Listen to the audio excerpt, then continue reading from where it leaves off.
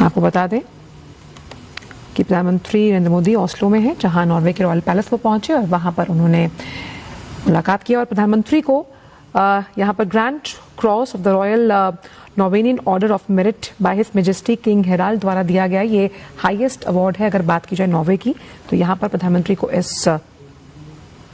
पुरस्कार से नवाजा गया है।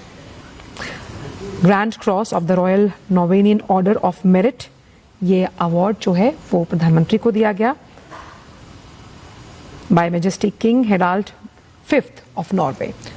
नॉर्वे के सम्राट हेराल्ड पंचम ने प्रधानमंत्री को सम्मानित किया है grand cross of the royal Norwegian order of merit से, और उसके ग्रैंड क्रॉस से प्रधानमंत्री को सम्मानित किया गया। प्रधानमंत्री का नॉर्वे का ये दौरा है, जहां जिस तरह से ग्रीन और क्लीन एनर्जी को लेकर अभी हमने देखा, और ये जो अवार्ड है उससे प्रधानमंत्री को सम्मानित किया गया। Grand cross of the royal Norwegian order of merit, जो किंग हेराल्ड पंचम है नॉर्वे के, उनके द्वारा इस ग्रैंड क्रॉस से प्रधानमंत्री को सम्मानित किया गया है। नॉर्वे के सम्राट हेराल्ड पंचम ने प्रधानमंत्री को इस पुरस्कार से सम्मानित किया है।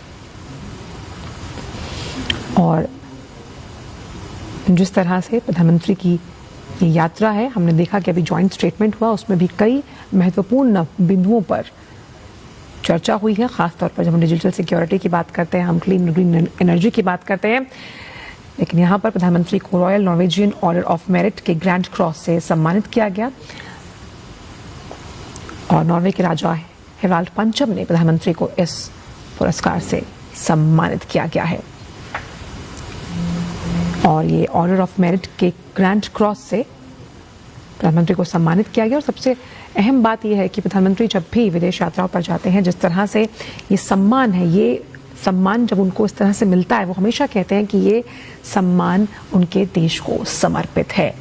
तो प्रधानमंत्री को royal Norwegian order of merit के ग्रैंड क्रॉस से सम्मानित किया गया है।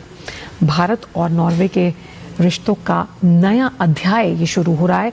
इस नए अध्याय में जिस तरह हमने देखा, जब अब जॉइंट स्टेटमेंट हुआ, जहां डीपीआई को लेकर बात हुई, डिजिटल पेमेंट इंफ्रास्ट्रक्चर को कैसे मजबूत करना है, क्लीन और ग्रीन एनर्जी पर चर्चा हुई, और इस तरह से वो तमाम अलग अलग सेक्टर्स रहे जिससे ये दोनों देश एक दूसरे के द्विपक्षीय तौर पर अहम साझेदार साबित होंगे आने वाले सालों में।